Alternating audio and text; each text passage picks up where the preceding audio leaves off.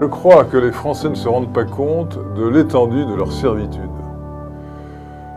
Dans tous les domaines, les libertés sont étouffées. Il n'y en a qu'un où on leur a laissé la liberté, c'est la liberté d'aller et de venir.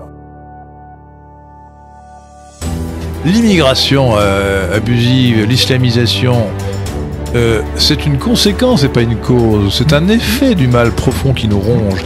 Ce mal profond, c'est l'idéologie dominante, la pensée unique, dont on cache le nom parce que on ne veut pas que l'on sache ce que c'est.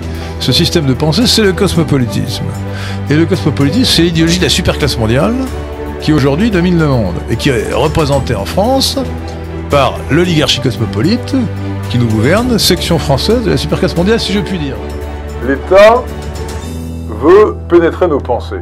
Et donc on est vraiment dans une situation digne du grand frère de George Orwell. Et George Orwell, ce grand auteur anglais, avait raison de dire que la liberté, c'est d'abord et avant tout le droit de dire aux gens ce qu'ils n'ont pas envie d'entendre. Notre combat est global parce que l'ennemi est mondial.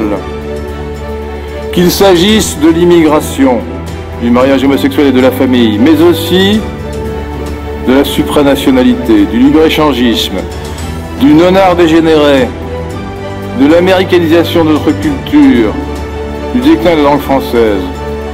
Ce ne sont pas des combats séparés, tout est lié.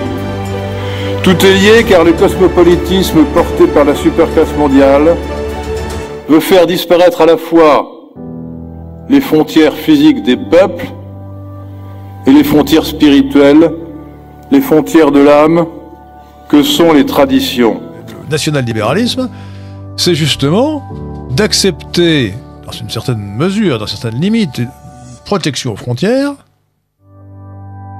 avec comme contrepartie une très grande liberté d'entreprise.